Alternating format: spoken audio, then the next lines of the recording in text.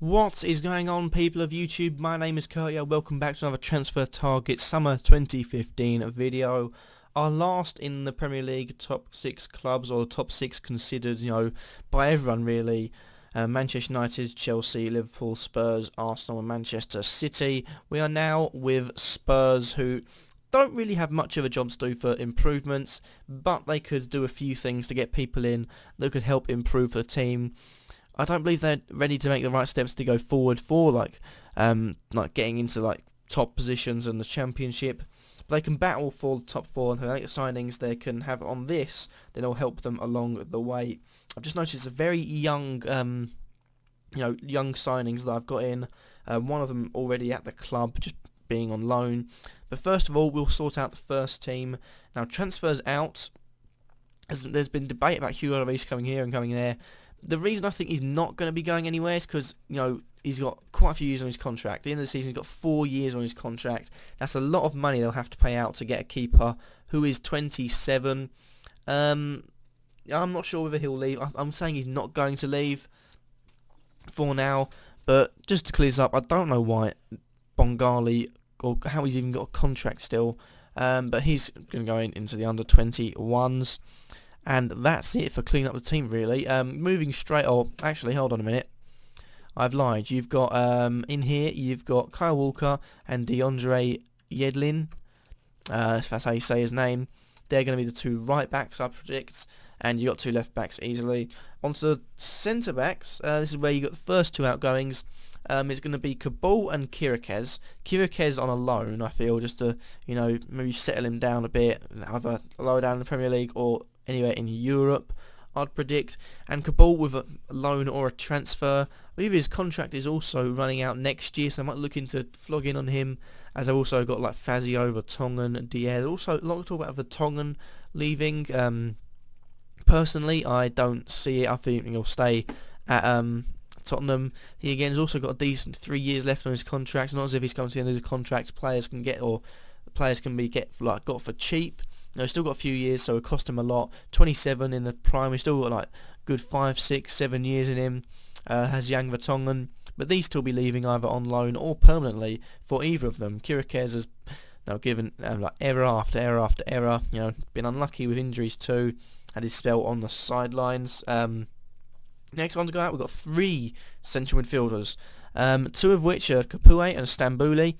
Because they haven't found their way into the first team. Kurtyoy was rumoured for a long time, hasn't left, and Stambouli, well, I'm not even sure what he's done this season personally, and I can't see them staying, so they'll both be moving to the under-18s, just to check. Yes, I did put them in the under-18s, that's good. The last one of the midfielders is Paulinho. Now, you could say that Paulinho is a good player, solid midfielder, can do everything really. He's lost his place recently, Ryan Mason and Nabil Bentaleb coming in. You also got Moussa Dembele there at the moment, Ericsson that can slot back. I think I think reports have linked him to a move back to Brazil, so he's probably will follow that. I believe he'll leave, unfortunately, so he's going to move into under-18s. Not sure what Brazilian club exactly, but rumours have put him into Brazil. And striker-wise, Harry Kane, he's going to be sold. No, I'm just joking. I'm pretty sure he'll stay. He's got a hefty contract on him to 2020. If he was to be signed, that's a huge transfer fee for a player that's had half a good season. I say half a good season. He started around November, and in recent times he's been pretty poor in the last few game weeks of the Premier League, not scoring many goals, unlike his form in the previous months. So, I don't think he'll be leaving. Give him another season. We'll see how he does then. Manuel Adebayor is the one who's going to be leaving. Sold. He's only got a year left on his contract, I believe. Let me just check. Yeah.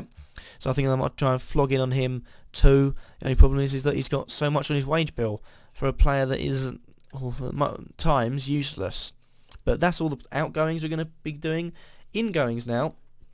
We'll get the one inside the club done, and that's, of course, Dele Alli. He's spent the rest of the season on loan at NK Dons. Might move to a championship team, but with it being January update, and they're already putting Dele Alli on as a 2-star, I believe he could easily make his way into the first team. Tottenham's policy, that's the reason why Bentaleb's here, why Mason is here, why Townsend is here. That's the reason why like your son Yedlin, who's young. They've got Danny Rose in the team at the moment. There's lots and lots of players. I believe actually trained at one of the clubs. Everton, yeah. I'm not sure if he's homegrown, but a lot of time away. It's quite young actually. Quite young to be signed up in '04. He was born in 1994, so he was 10 when he was signed up, but for some reason that was there. Anyway, moving on to their first proper transfer. It's a centre-back, of course, because I've only got 3 now. I've axed 2 of them. And for me, they were linked in the January transfer period, but I believe they will go in for another chance to get Hector Moreno. If I can just scroll down and find him quickly. There we go. Hector Moreno, decent centre-back, playing in the Spanish league. I believe they might turn to him, get him signed onto their contract books. They might see him as a decent centre-back for them to sign, and he gives them European experience as well. Next up, we've got a defensive midfielder. Now, this one again was linked to so many clubs in January. He's currently on loan at a Bundesliga club from I think it's Werder Bremen, or something like that. But he was loaned out. And that is Christoph Kramer. If we can get up now. That's the wrong one, isn't it? Or is it? It is. I think it's the wrong one. Has he had any international appearances? Oh, he has had an international, but no, this isn't the wrong. This is the right one. I had a bit of a brain freeze there. But he's on loan from Leverkusen at the moment. He's a good young player. You saw him in the World Cup. He was a player that did get knocked out and asked where he was when he was playing in the World Cup final or something like that. Yeah, it might cost a bit of money for them, but he's a good solid midfielder. 23 years old, and he could have a bright future, good 10 years at the club, so it could be a very wealthy and good investment for them to sign him. And also, sorry if my voice is getting really bad. I've been talking straight for about an hour and a half, so we're nearly there. I'll get to the end and I'll be able to have a drink finally. But 2 strikers now coming in. No wingers. I'll tell you why in a second. But two wingers. One of which is I'm not going to be able to get it by that. Paulo Dybala. I'm not even typing anymore. Paulo Dybala, or Dybala, sorry. There you go. Paulo Dybala. A lot of clubs have been linked in with him. His contract is running out soon. He's only got a year left, so teams could really pounce on this. He's been labelled as, possibly like Sergio Aguero of his playing style. So I believe he'll give him a lot. Pace-wise, he's got a decent bit of pace. Looking at his stats, really, he's got decent everything. Could be a good player for the future. And next of all, many would say if there's another striker come in, Danny Ings straight away. I believe Danny Ings might go abroad. But I believe, one player they could cash in on is Charlie Austin. Great player for QPR. Pretty much, was their only real force in the attack, core consistent force. So I believe it'll be a good investment to sign Charlie Austin anyways. Let's have a quick overview of the squad and see who we've got rid of. So, leaving the club, Kirakes, Paulinho, Kapue, Kabul, Adebayor, and Stambouli. All players that are either coming to the endish of their contracts or are not in their first team plans at the moment. And signing wise, we've got Dele Alli back in from loan, who I hope will be there because I love seeing young players go through, and he does look very good for the MK Dons. You've got Hector Moreno, you've got Christoph Kramer, you've got Paulo Dybala, and you've got Charlie Austin. Now, winger wise, I think you're alright. It's because Lamela, Townsend, and Chadley. You've also got Ericsson, but they've got a spruceful young team in here. You've got a lot of young players, and looking at that, standard-wise, you've got a lot of decent wingers there. You've got Pritchard, who can come back in. You've got a lot of decent young players that they could easily look to. Unfortunately, Lewis Holtby is leaving the club. I did like him. I thought he was a good player. But anyway, onto the team that they could play at the start. Disregarding injuries, I'm not sure who's injured at the moment. I think team-wise, 4-4-2 could be a good shout. I think they might go with something like this and have a 4-5-1-ish sort of formation. Keeper, it's obvious, Hugo Lloris, and then I think from here, you've got Carl Walker, you've got Danny Rose, and then 2 central defenders is Jan Vertonghen, and I'd say Federico Fazio. You've got good solid defence there. Keep that fit. It could be a very good and solid defence.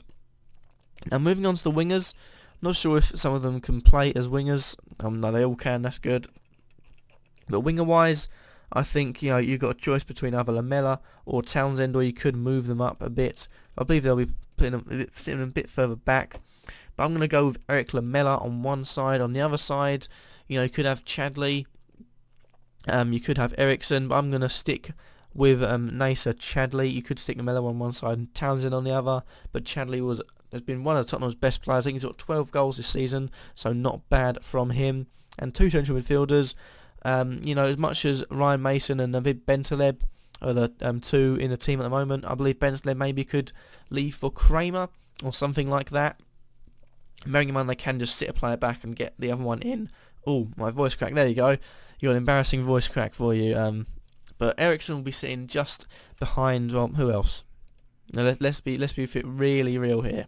I say there's room for change. Like I say, you've got players sitting on the bench like Dybala, such like Dembele, who's not made the team.